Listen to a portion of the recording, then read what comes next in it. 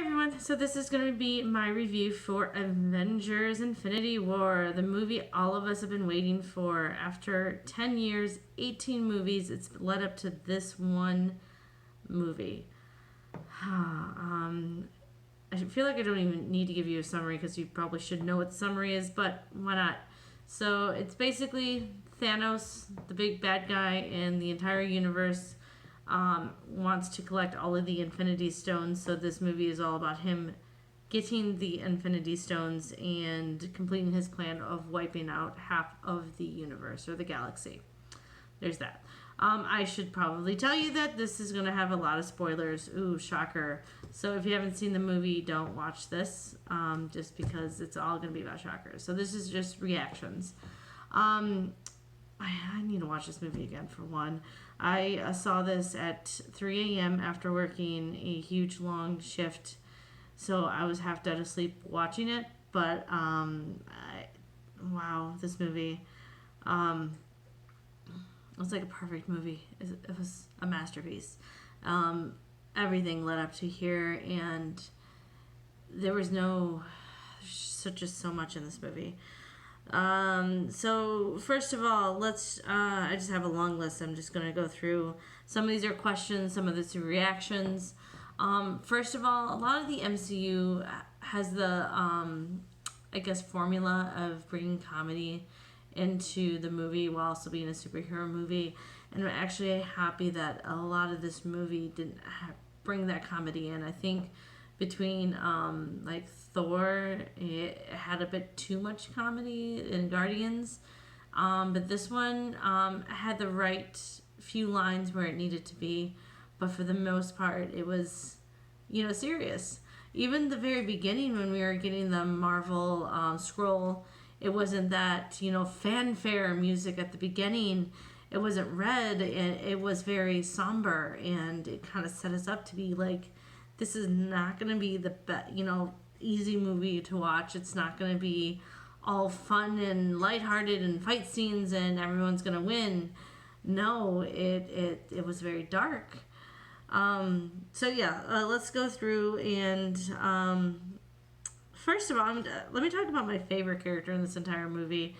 The one person who just rocked it, and it set up from his previous movie, was Thor. I was not expecting him to have that much of a storyline. I actually am going to argue that Thor has the best character arc in all of the movies. Tony Stark a little bit, but Thor, from the very first Thor movie to where he's at now, wow. So first of all, the first scene, and keep in mind that what led up to this point was his father dying, finding out his brother's alive, and then his sister coming back, having to make the choice to destroy his entire planet to try to save all of his people, because Asgard is a people, and then to find out that he's quite literally the only Asgard left living, and all of that saving was for nothing. Wow, tough. I mean, to lose his brother again. Well, we think he's dead. He's been dead before. But my only question I have about a question is the Valkyrie girl. Where'd she go? Did she leave, or did she die? Because that was the only thing that is the only person that was on there that wasn't acknowledged. I forgot her name. Whoever the Valkyrie girl was from Thor, but that's just a question. So that's one question. All right, moving on. Thanos' plan. Maybe I'm trying to think about it too hard, because I think that his plan and the reason why he wanted to do what he did is a little simple. I thought it'd be a little bit more complex. I thought there'd be a little bit more of a reason, other than just wiping out half the universe so everybody wouldn't starve, because that's a plot line that's in a lot of our movies right now about our own world population, so I guess it speaks about that too. But I want to feel like there's something else going on other than that.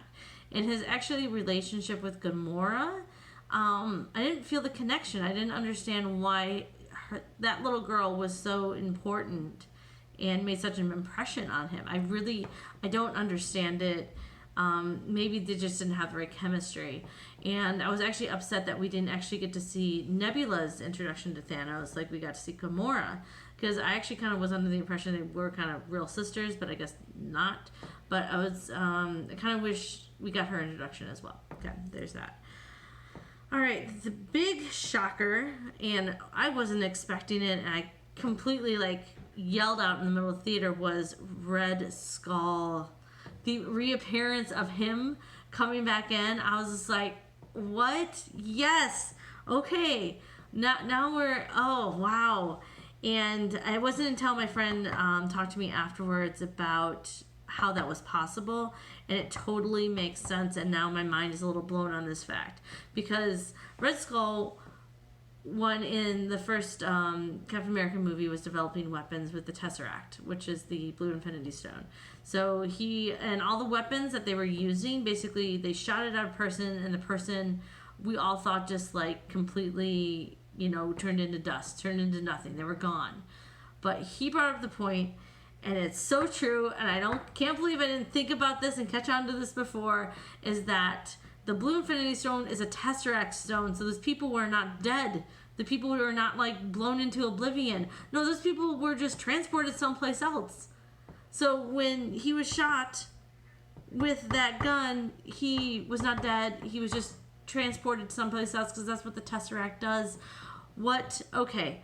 And I'm trying to think if there's anybody else more important that was in the first Captain America movie that came back and that got, was shot with one of those things, but I can't think of anybody. But wow, okay, so there's that. Doctor Strange.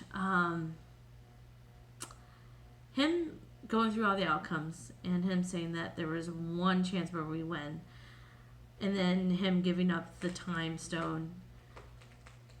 I think he knows everything, and I think that saving Tony Stark is crucial to the plan to actually stopping Thanos. Because I was actually prepared, because I knew that there was going to be deaths. That was the big thing, and I was happy I didn't know who was going to die before. But I was expecting Tony Stark to be one of them. I was thinking they're going to phase out most of the older Avengers to focus on some of the new characters. So I was expecting Thor, Hulk, and Iron Man and Captain America to be all done. But now seeing Iron Man, Tony Stark, be saved by Doctor Strange, and he knows that outcome in that future, makes me wonder, what does Tony Stark know? I just thought he was a man in a suit, but I guess there's a little bit more to that. So yeah, that is important. Also, so we watched all of the movies, and I watched Doctor Strange this week. And the important thing to know, leading up to Infinity War Part 2, is that when he first discovers the time stone and he gets yelled at by Juan, he basically, Juan basically says, you can't mess with that time stone, you can't mess with time, because one, you can create multiple timelines. So even though people are dead, who knows, because we could have multiple timelines. So there's that. I mean, okay, because all the people that died, I had questions about why they did and how. And let me go into some of the deaths. So the ones that got to me the most is Spider-Man. Not because I was a huge fan of Spider-Man and everything, but just he had the most dramatic and heartfelt death. I started crying with him when he was just like, no, Mr. Stark, I'm not ready. I'm like, what? And then Groot. Groot was kind of annoying in this movie. He wasn't like little Groot or, older Groot. But what hurt is that Rocket lost Groot twice. This is the second time Rocket has lost Groot. The first time was hard, and the second time, and there's no little twig for him to regrow Groot. Oh, that was tough. That was really, really, really, really tough. Okay, let's talk about the deaths I'm really curious about. One, I'm curious about who's left. Ant-Man. And I'm pretty sure when we get into Ant-Man that comes out this summer, I'm predicting the very last scene we'll get the answer on if he lives or dies. It's gonna probably that movie's gonna lead up to the events in Infinity War at the same time. So Ant-Man is a question. So of course Hawkeye is a question.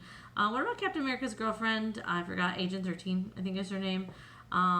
There's her. All of Spider-Man's friends. Juan. I know what happened. I mean Pepper Potts. Thor's girlfriend. I forgot her name already. And then the scientist. The friend too. Oh, I forgot her. Man, I forgot. There's just so many other side characters that we don't know the fate of. So, interesting.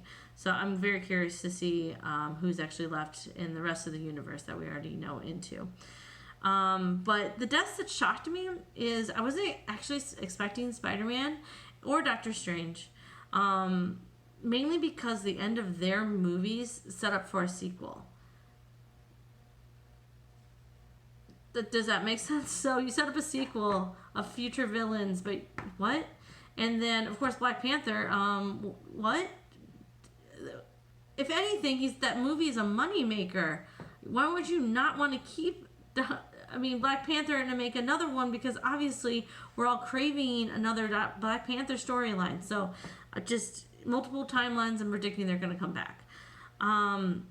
What's next? Vibranium. Let's talk about Vibranium.